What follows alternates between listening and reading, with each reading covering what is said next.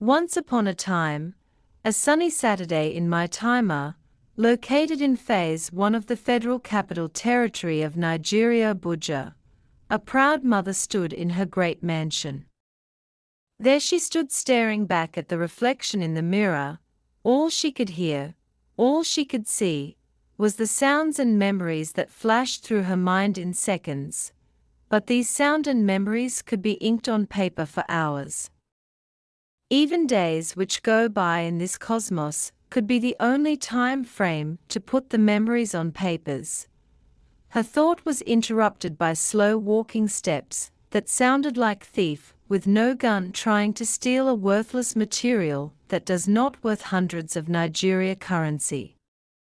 The proud mother turned and backed the mirror to see who was coming. There standing her first daughter Ada. "Ada, how are you doing today?" her mother asked. "I'm fine," said Ada. Ada sat on her mother's bed crossing her legs. "Mom, please tells me a story," Ada asked. "Which one?" was the reply of the proud mother. "The story of our home," says Ada. The proud mother sat beside her daughter and held her daughter's shoulder and said, "You asked at the right time. The story you asked for was all I could see back, while standing in front of the mirror. I can now see the picture I had in my mind when I was like you in front of me inside the mirror." "Tell me, Mom," Ada asked. "To people who knew me at my high school, in Mushin at the Kofo Warola Mushin High School, seemed like a typical student with everything going fine for me. I had good grades. Knew I wanted to become a doctor someday. I went to Mushin Market every morning before school and had small chinchin business I was doing. I had already been awarded a college scholarship. But what my teacher and friends do not know was that, outside the school wall, I lived a very uncomforted life. 20th February 2005. On my 15th birthday, our neighbor opened the door without knocking and entered more serious and with tears in their faces than I had ever seen them. Toriola's father just died in a car accident, they said with tears in their faces. In seconds, from the hair on my head to my toes seemed to have ears all over them. The statement "Toriola's father just died in a car accident" was like a hot water poured all over my body. Knowing that I am the only daughter of my parents, I fainted. The first thing I saw when I opened my eyes was the POP with white color, and I tried to bend my head to see more.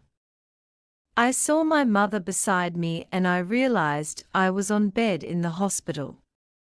My clothes were wet with water like IFO bread that was dipped inside a barrel of water. It seems as if I've lost the memory of the incident that happened few hours ago. Tell me it's not true. I shouted at my mom, holding her drenched ankara sewed as Buba style. In few minutes the doctor came and spoke with my mother, and I was discharged from the hospital. As the day goes by, my family's home went into foreclosure, and we were forced to relocate to IFO in Ogun State for a job opportunity, but my plans afforded me little flexibility. I had already been accepted to college in Mushin for the following year since I was finishing high school in 2 years. I explained to my mother. I had applied to one school and already had my scholarship. When I looked into relocating to IFO, I realized I would have to repeat my senior secondary school year there because of the way credits worked, forfeiting my acceptance and scholarship.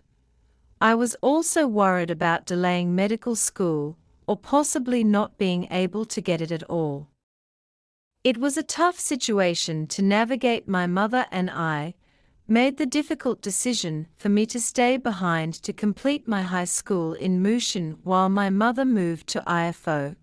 But my mother felt good about the decision because they found a place for me to live for the year. So my mother moved to IFO, and I moved to my new home, but our carefully laid plans quickly unraveled.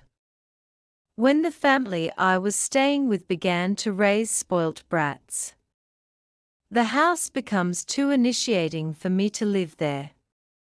I could recall number of days the eldest boy among them will tells me with a smile on his face, "I love the way you do things, can we be dating or be friends?"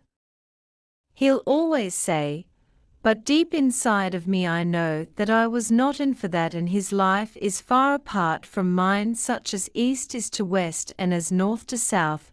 I'm not in for that now. I always replied him, I have things to pursue.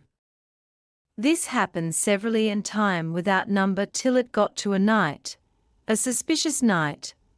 I heard the sound cracking door, creak, which woke me from sleep in the middle of the night, where I was sleeping in the room that was allocated for me in the family. I looked gently into the wall clock. The short hand was in 12, the other hand stood exactly on 2, and the red color hand heading from 5 to 6. That sounds tick-tock, which can be translated to 2 o'clock. I bumped out of the mat and shouted with my anchor blanket on, and I shouted "Wustart." The door was shut and the being ran back. I was afraid and could not sleep well throughout the nights to see if I will hear a footstep sound at my door again. Subsequently did not hear suspicious footsteps. Getting to school every morning from the suspicious night, my classmates had no idea of what I was going through at where I'm staying. I had always struggled not to sleep in the classroom, which was difficult for me to do. "Do you had a vigil last night?" my bestie asked. I replied, "Never mind," and she asked again, "Then why are you dozing?" But my response remained the same, "Never mind." On a night after several days of suspicious watching night, the night was like the day that was coined by Jesus, saying, "My coming will be like a thief in the night." I was on my mat, around past 12 a.m., in the midnight.